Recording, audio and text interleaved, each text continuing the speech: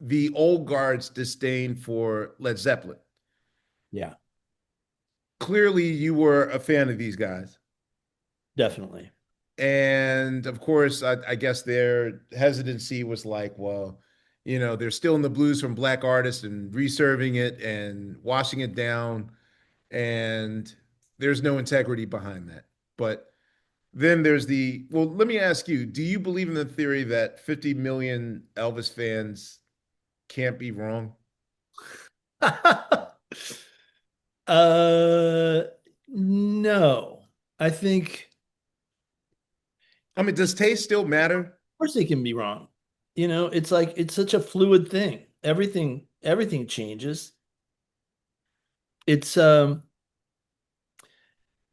was to me like as you were talking about Led Zeppelin, I wish it ran as deep as, misappropriation and all that stuff. That all came later. The big thing that they were against Led Zeppelin for, I think, was that they came out of a fad, which was supergroups. Blind Faith was a supergroup, it had Clapton and Stevie Winwood and stuff. And that had some integrity. But I think there were some cheesy, superficial supergroups, so-called supergroups that were around. And then here comes Led Zeppelin, which is the guy from the Yardbirds. And I guess the other guys weren't that well known, but it was perceived as a supergroup and not taken that seriously. I think it was the fans that said, no, this is a real group. This is a real group. And by the time Led Zeppelin 2 came out, you didn't hear that anymore.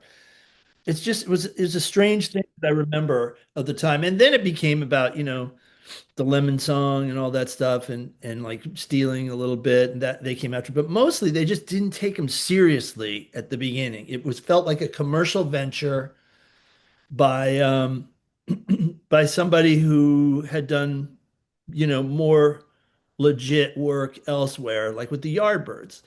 So, it's that catty, really. And So were and super groups seen as cheating, if you will, or yeah, yeah, totally, totally. Like too easy. It's like this is not born, out of passion, heart, and soul. This is born out of a petri dish for success, man. Come on.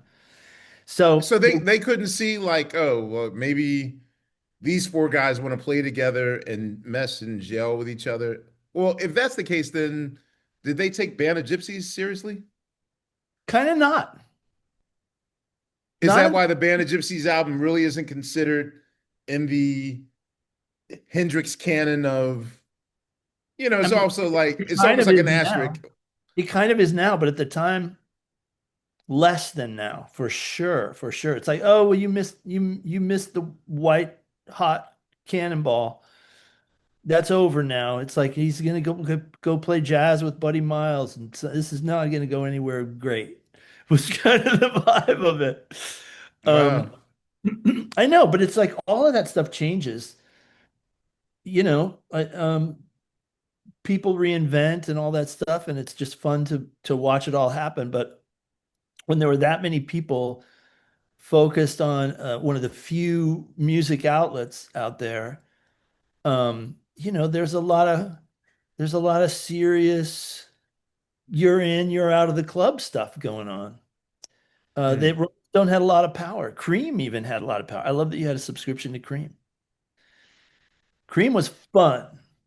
Cream took fun into the sphere of music journalism, much more than Rolling Stone. Lisa Yeah. Robinson doesn't get enough credit, and she was always running around with these pink, you know, little notebooks that she got from the Beverly Hills Hotel. She would only take notes on this pink Beverly Hills Hotel notebook, and she was friends with all of these guys. I remember she would, George Harrison would show up at a Led Zeppelin show, and she'd be like, "Honey, can you believe? Look, can we just dish?" And she was amazing. She kind of brought fun into it, but it was all kind of kid in a candy store for me because the bylines were coming to life all around me and it was the coolest. Like you, I mean, I was studying the bylines. I love those bylines.